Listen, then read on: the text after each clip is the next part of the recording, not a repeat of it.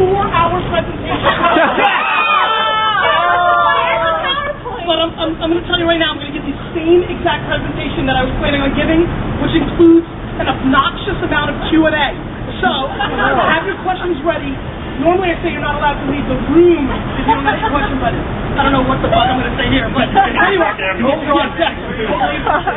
want to thank everybody for coming outside for this open door keynote. I've now decided that this is the only way I'm going to give my keynote from now on. Yes! Except for January, Affiliate Summit, nice plug. So a couple things I want to talk about. First and foremost, I want to talk about hustle. And no better example of hustle than what just happened. Right? We had a situation, didn't totally work out. We improvised and changed the game, and we're still able to deliver to the community. This is something I do all the time with Wine Library as a retail company.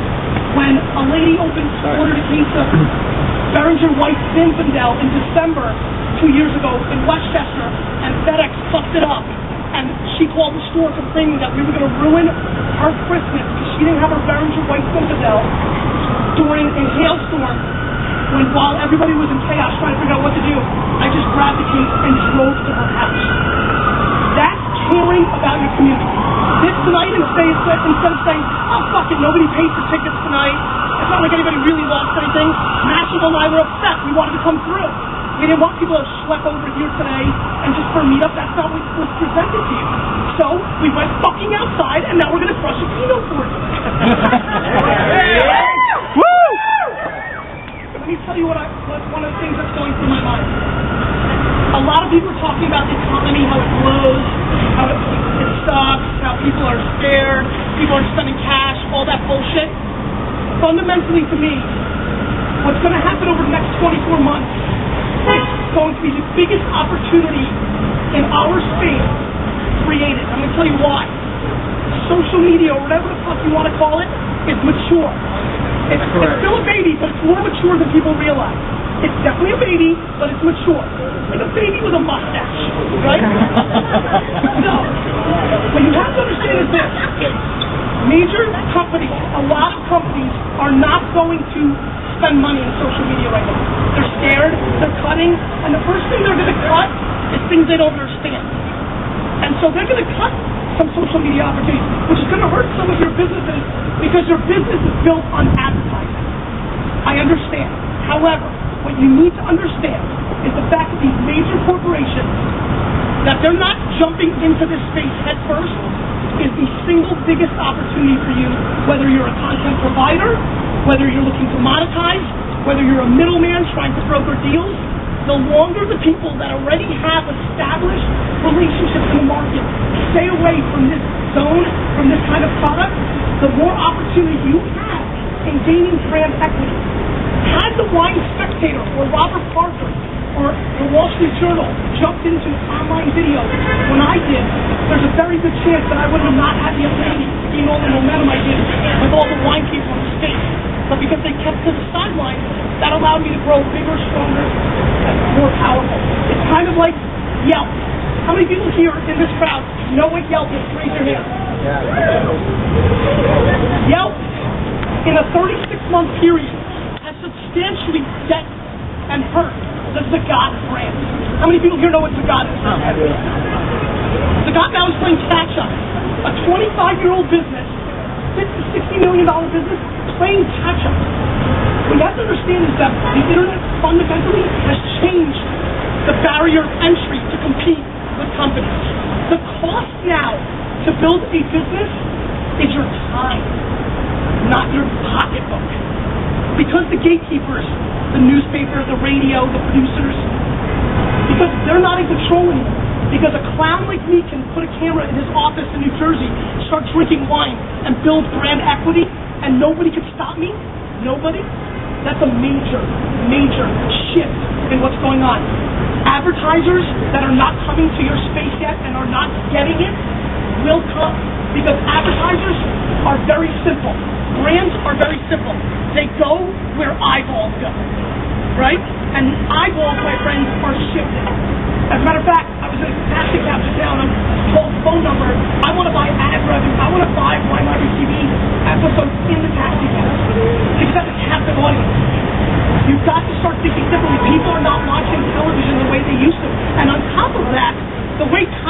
going to be distributed through television has already changed.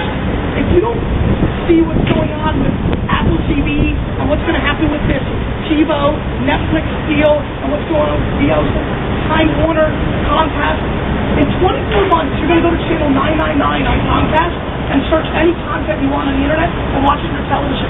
And that's when shit changes. That's when content will change and you'll be able to monetize. The problem is everybody that's standing here right now and all the people I speak to all the time and talk to on an everyday basis have the same fundamental fucking flaw. They're not patient. Everybody here wants shit to happen now. Shit's not going to happen now. So what you need to do is take advantage and hustle and build equity and build opportunity. How many people here own their name.com? Raise your hand. Yeah. What do you mean by own the name? GaryVaynerchuk.com. Raise your hand if you own that or yourname.com. Should I go out and do it? If you don't, that is a massive mistake. Okay. Go and find it. If you're Jim Smith, you're fucked, but I mean... Jim Smith, you're fucked. Gary Vaynerchuk finally paid off. To me, I'm fucking pumped. I'm pumped because so much good shit's about to happen, and everybody in our space is crying that Main Street doesn't get us. That you're spending all your time trying to convince your friends to sign up on Twitter and tell them why it's important, why it works. That is the biggest waste of fucking time on earth. Who gives a shit if they don't know about Twitter or if a company doesn't? That should be your motherfucking secret. That's your secret. Keep killing that. I didn't go around telling people, oh, this is what I'm doing. When I launched WineLibrary.com in 1997, every wine store in America was making fun of me because they thought the only things I was selling online were Opus One and Silver Oak and only hard to get items. Because why would Sally on 53rd ever go to WineLibrary.com and pick up Santa Margarita when she could pick it up next door? But what I realized then, because I got into waters, was people like convenience, word of mouth. Everything's different. Culture's different. People are different. And so that's the same thing. Everybody's going to use Twitter. Whether Twitter is Facebook or whether Twitter is Friendster and there's going to be another product that comes out, tweaks that does it slightly better, the general concept of tweeting out and all that shit or texting on a big level is here to stay. It's going nowhere. Just look at the early adapters, how addicted to it and how often they use it. All right, a couple other things. Stop crying. There's so many people crying about something, making fun of somebody else, thinking things suck, worried about this. There is so much fundamental opportunity. If you're trying to make a business model, let me tell you what you need to do. Whatever your niche is, whatever your subject matter is, go out and take your money. And here's what I mean by that.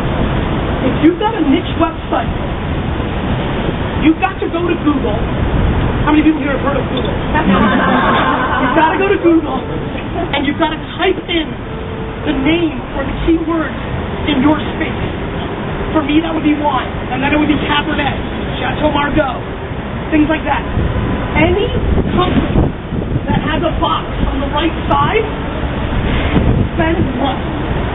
Click that fucking ad, find the phone number, and call them and convince those people why your traffic that is so focused and on point to that subject matter is more valuable to them than buying a fucking stupid Yellow Pages ad.